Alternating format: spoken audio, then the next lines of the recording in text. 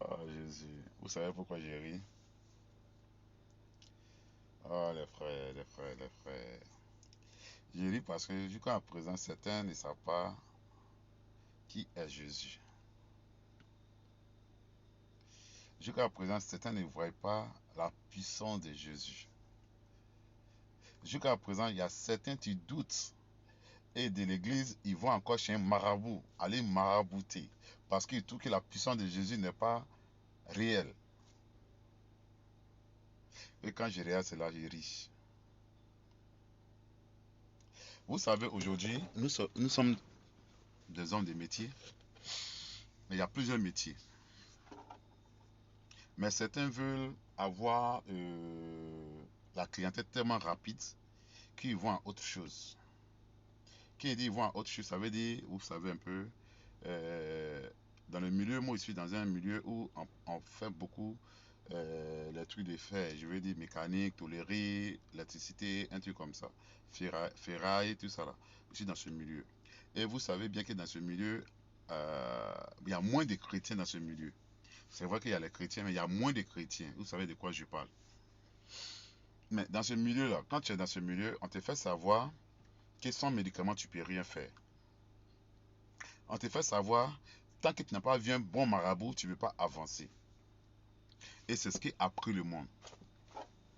Mais quand Jésus m'a affranchi, que j'ai connu Jésus, j'ai su que tout cela, ce sont des bêtises, ce sont des conneries. Vous voyez un peu. Chacun a son témoignage sur cette terre. Même le féticheur a son témoignage. Par exemple, le féticheur, quand il tombe malade, qu'il ne voit plus dessus, là, il se retrouve en Christ. Raison pour laquelle je ris. Est-ce que vous comprenez? Donc, mes frères, ce matin-là, je ne suis pas venu pour lire la Bible pour vous dire non.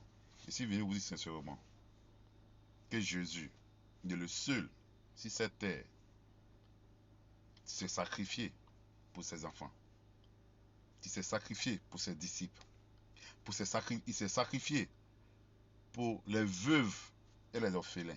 Parce qu'il a dit par sa parole, je suis le mari des veuves, le père des orphelins.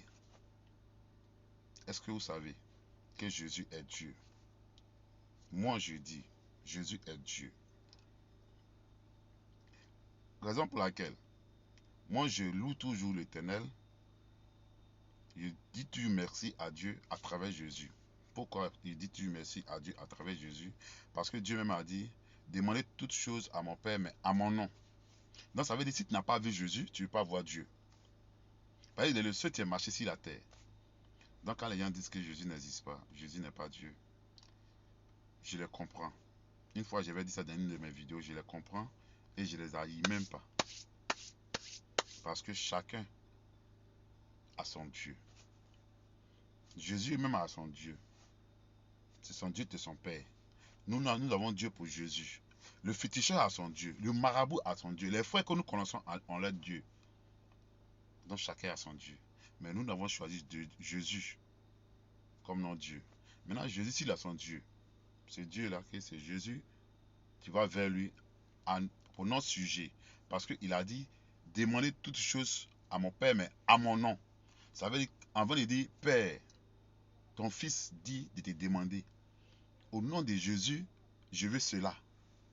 Père, au nom de Jésus, je réclame cela. Père, au nom de Jésus, je veux mon mariage. Père, au nom de Jésus, je veux être instauré dans mes finances. Père, au nom de Jésus, là où l'ennemi m'avait mis, que je sors de là. Père, au nom de Jésus, que le sang de Jésus t'a coulé sur la croix de Golgotha me restaure. On demande à Jésus.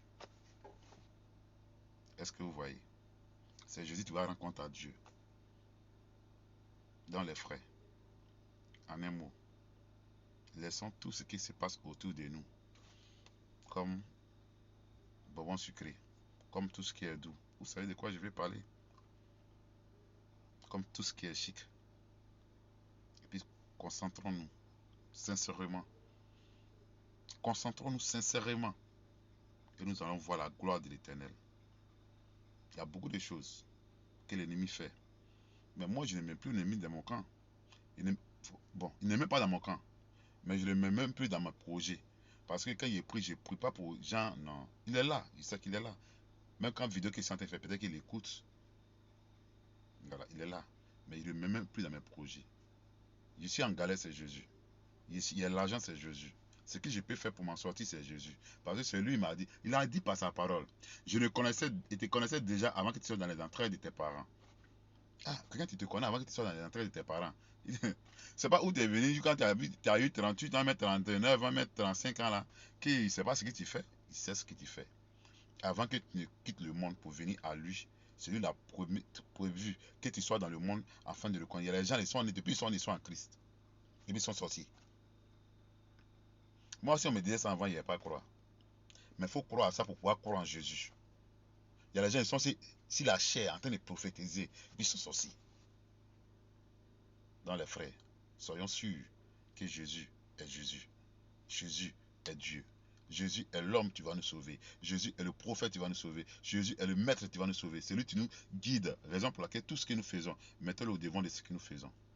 Ne l'invitez pas.